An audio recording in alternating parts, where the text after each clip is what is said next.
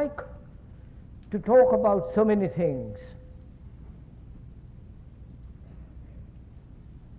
because wherever one goes,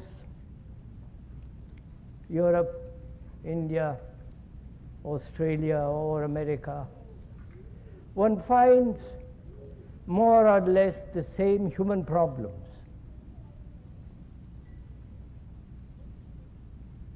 Most human beings in the world are so confused and living a contradictory life. They are thoroughly unhappy, utterly miserable, and in great deal of sorrow. And one's life seems to be a battlefield from the moment you're born till you die. One finds right through the world division, nationalistic, linguistic, religious differences, one sect opposed to another, one way against another, each saying its way is the best and the only one, and so on. There is division, conflict, and war. There is division as the business world, the spiritual world, the religious world, the scientific world, or the professorial college world. Seeing all this division, this utter chaos and great deal of misery, one wonders, and I'm sure you do too, what is one to do? What course of action to be followed? The left, the center, or the right?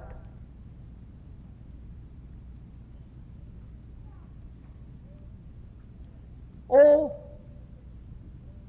is it a course of action dictated by some ideology,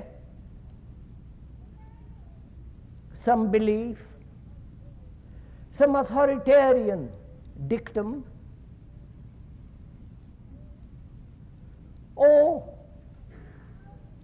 must one follow a course of action that doesn't depend on any authority whatsoever,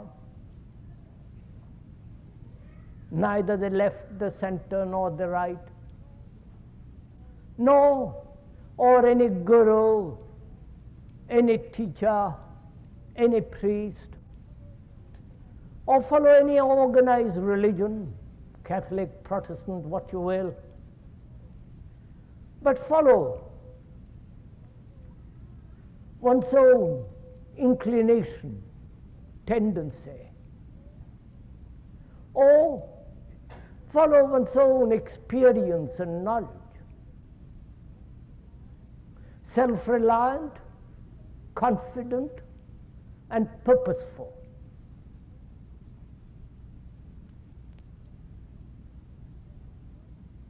There is so much contradiction, not only outwardly, but also inwardly. And what is one to do?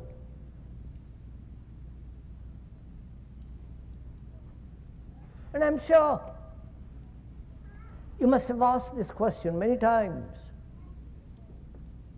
The more serious one is, the more earnest, and not seeking entertainment.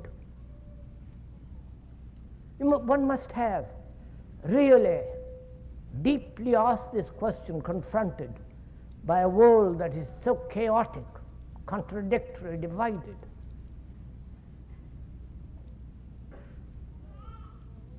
Knowing very well that one has lost faith, having no trust in anybody.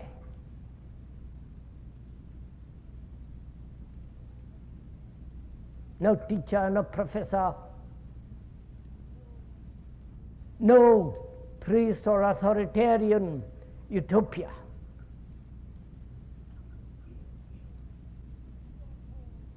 If you're at all serious, and I hope you are at least for this afternoon, you must have not only asked such a question of yourself, but also have found a responding answer to the challenge. What is one to do? Not having faith in another,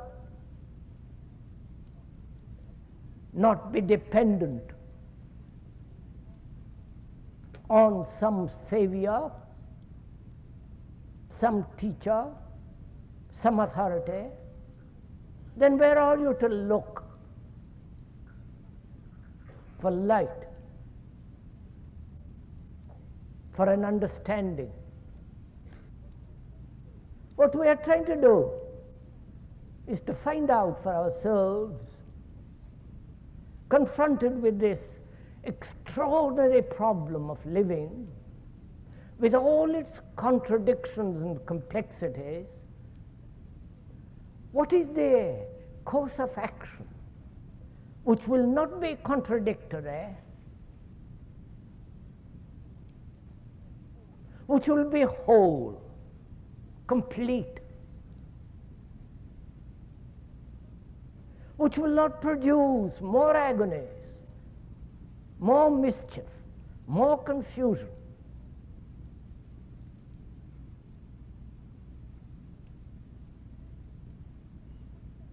And to find that out is our problem. And I think that's the only problem in life. An action that is not broken up, that's not contradictory, that is continuous, whole, complete, and total, so that it doesn't bring more sorrow, more confusion. And if you will, we will go together into this question.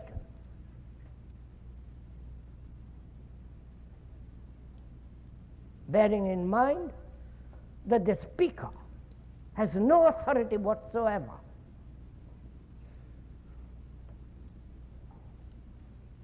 Because both of us are going to examine, observe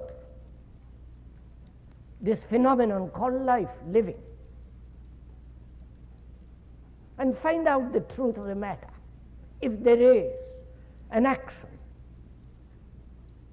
a way of living, not at odd moments or in a great crisis, but every day, every minute, a way of living in which there is joy,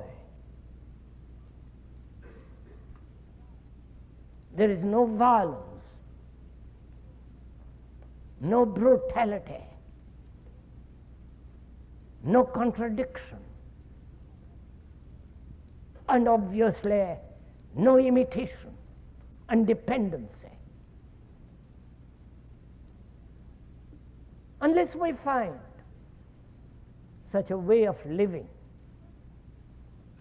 not an abstract idea, a philosophical concept, a theory, but rather an actual way of living.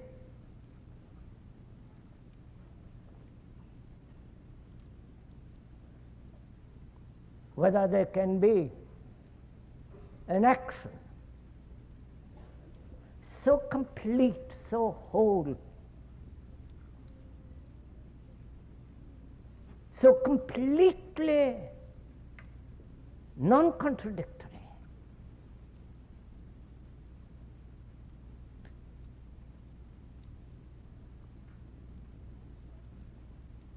and I feel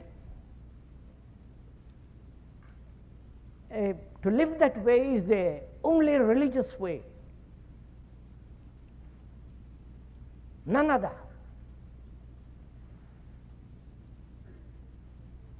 We are using the word religion, not in the accepted sense of that word, which is to believe in something. Believe in God or no God,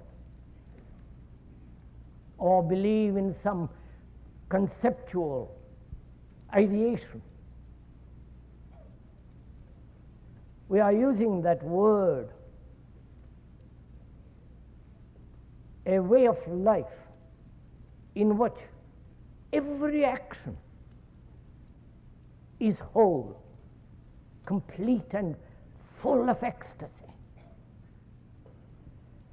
Now we are going to go into that. First of all, to understand all this, we must establish a right relationship between us, between you and the speaker.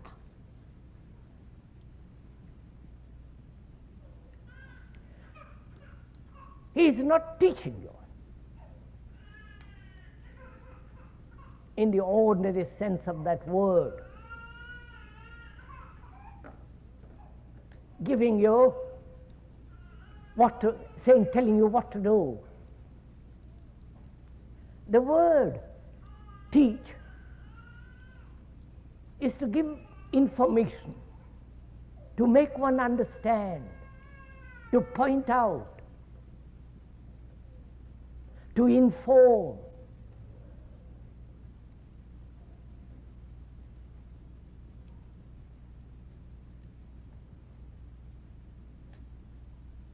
And one can teach mathematics, give you some scientific information. But here, there is no teacher. And we really mean it. Because each one of us has to be his own teacher and his own disciple.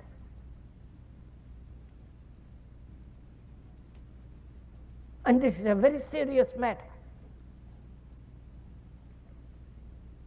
So that you are listening with quite a different attitude.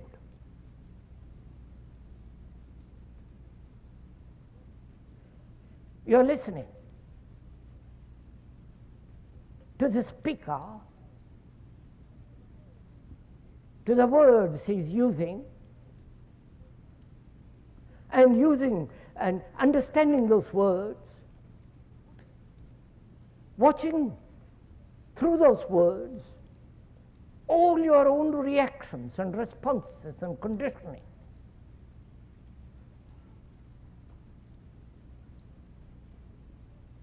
So that you yourself, through your own observation, learn. So the speaker becomes a mirror in which you are observing yourself. So our relationship between you and the speaker is of a basic communication communication being, sharing together,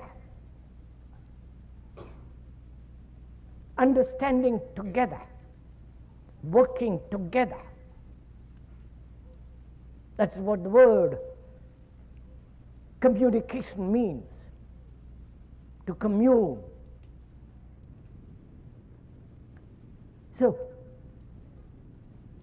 seeing all that, not as a theory, not something that is extraneous to you, but actually, that's your life. Your daily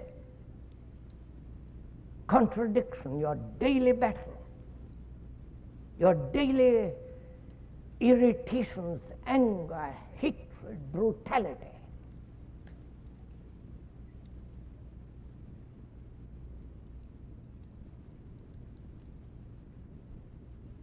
And to say, if all that can end, so that we can live a quite a different kind of life, a life that is free, a life that doesn't bring through action misery,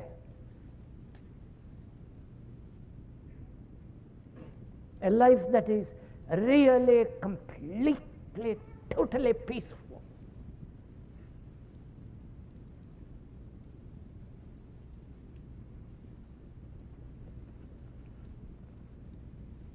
So when I was observing all this, what is one to do? Knowing that you are the society, and the society is you. You are the world, and the world is you, which is not just an idea, but a fact. You have created this world by your greed, anger, ambition, competition, violence. Inwardly you are that, and outwardly you have wars. You have all these divisions, the black and the white and the pink and the blue and all the rest of it.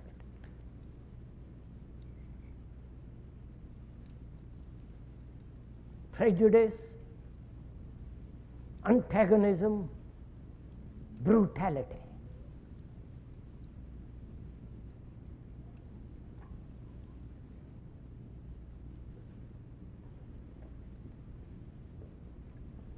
We know this. Either you know it as an idea,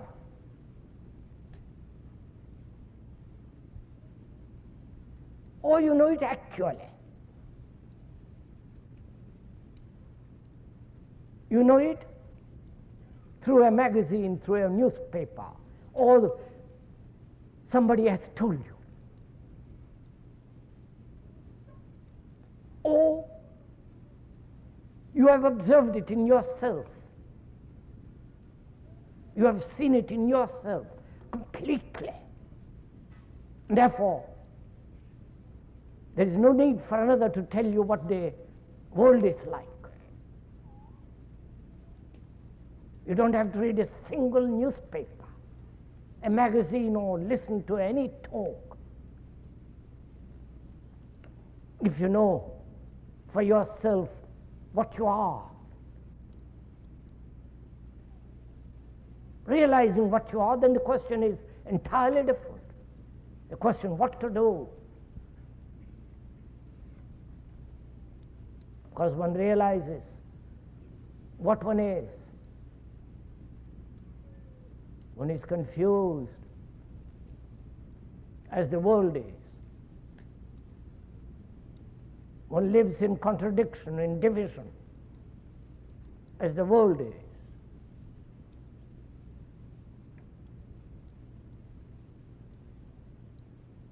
And without understanding oneself, not only at the conscious level, but also very much deeply, very profoundly. Unless there is misunderstanding, not according to some analyst,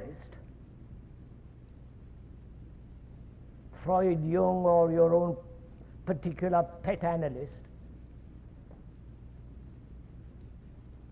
but to understand yourself as you are. And in the understanding of that, the question of what you are to do becomes entirely different. Because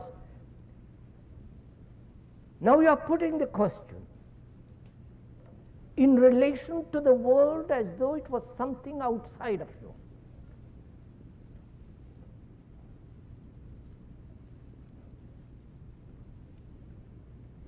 To what political party you should join, to what group, the pacifists, and so on, to what group, to what section. So you are putting the world as something outside of you. But when one realizes, not verbally, not as an idea, but actually, when one realizes that one is the world,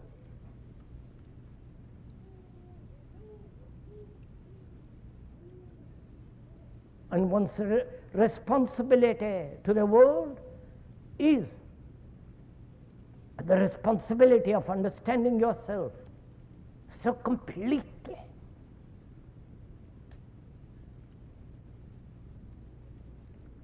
And then your question, what to do, has quite a different meaning.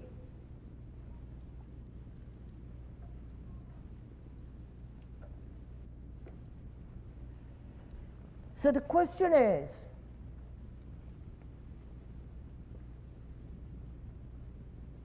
how to observe?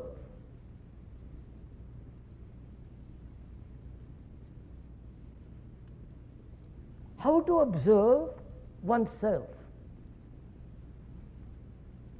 Oneself being the total human being.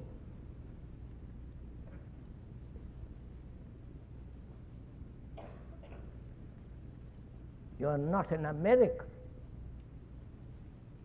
though you may have the label as the American. And a man coming from India may call himself an Indian with his particular label, with his particular superstitions and beliefs. But when you scratch or push aside all that, he is an ordinary human being like you and me, like a dozen others. So the question is, how do you observe yourself?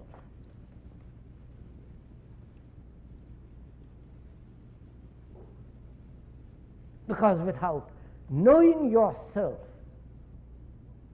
who is the world, not an individual. The word individual means a total entity, indivisible.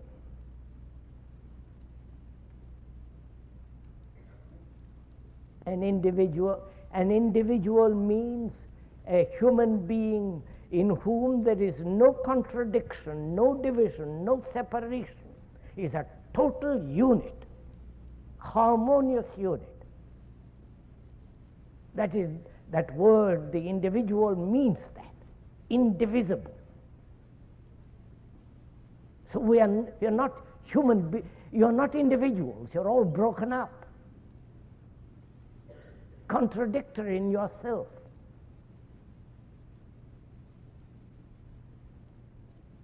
So,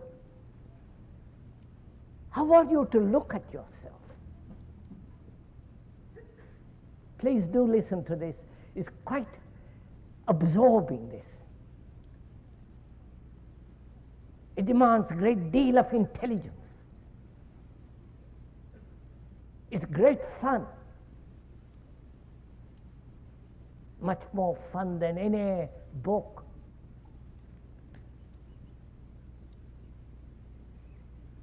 Than any religious entertainment, than any philosophy. As we are broken up human beings in ourselves, contradictory desires,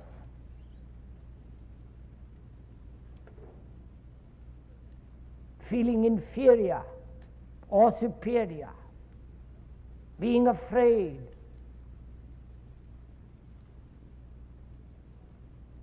having no love, feeling lonely, fragmented, not only superficially but deeply. How are you to observe one fragment? Observe the rest of the fragments?